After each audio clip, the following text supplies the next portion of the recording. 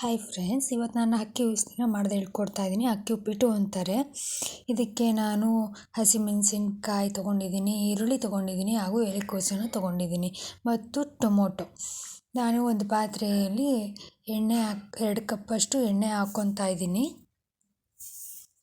ಈ ಕಪ್ಪಲ್ಲಿ ಈಗ ನಾನು ಸಾಸಿವೆ ಹಾಕ್ತಾಯಿದ್ದೀನಿ. ಸಾಸಿವೆ ಚಟಪಟ ಅಂತಿದ್ದ ಹಾಗೆ ಮೆಣಸಿನ್ಕಾಯಿ ಹಾಕ್ಕೊಂಡು ಸ್ವಲ್ಪ ಬಾಡಿಸ್ಕೋಬೇಕು ಕೆಂಪಗೆ. ಈಗ ನಾನು ಈರುಳ್ಳಿ ಮತ್ತು ಕೊತ್ತಂಬರಿ ಸೊಪ್ಪು ಹಾಕ್ತಿದ್ದೀನಿ ಹಾಗೂ ಅರಿಶಿನ ಹಾಕ್ತಾಯಿದ್ದೀನಿ. ಇದು ಚೆನ್ನಾಗಿ ಕೆಂಪಿಗೆ ಬಾಡಿಸ್ಕೋಬೇಕು. ನಂತರ ನಾನಿಲ್ಲಿ ಟೊಮೊಟೊನ ಹಾಕ್ತಾಯಿದ್ದೀನಿ. ಟೊಮೊಟೊ ಬೆಂದಮೇಲೆ ಕಟ್ ಮಾಡಿ ಇಟ್ಕೊಂಡಿರೋ ಅಂಥ ಎಲೆಕೋಸನ್ನು ನಾನು ಹಾಕ್ಕೊಂಡಿದ್ದೀನಿ. ಇಲ್ಲಿ 1 ಕಪ್ಪಷ್ಟು ಹೆಸರು ಬೇಳೆನ ಹುರಿದು ತೊಗೊಂಡಿದ್ದೀನಿ. ಕಾಫಿ ಕಪ್ಪಲ್ಲಿ ಚೆನ್ನಾಗಿ ತೊಳೆದು ಇದಕ್ಕೆ ಹಾಕಬೇಕು.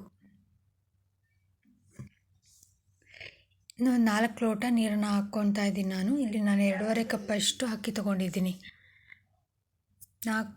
ಈಗ ರುಚಿಗೆ ತಕ್ಕಷ್ಟು ಉಪ್ಪು.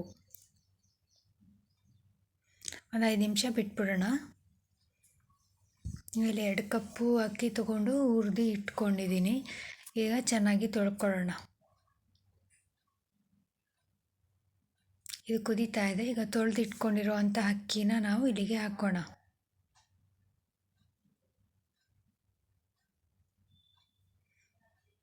ಒಂದೇ ಸಲ ಕೈ ಆಡಿ, ಮಧ್ಯೆ ಕೈ ಆಡಬೇಡಿ. ಮಧ್ಯೆ ಕೈ ಆಡಿದ್ರೆ ಅನ್ನ ಮುದ್ದೆ ಆಗಿಬಿಡುತ್ತೆ, ಚೆನ್ನಾಗಾಗಲ್ಲ, ಟೇಸ್ಟು ಇರೋದಿಲ್ಲ.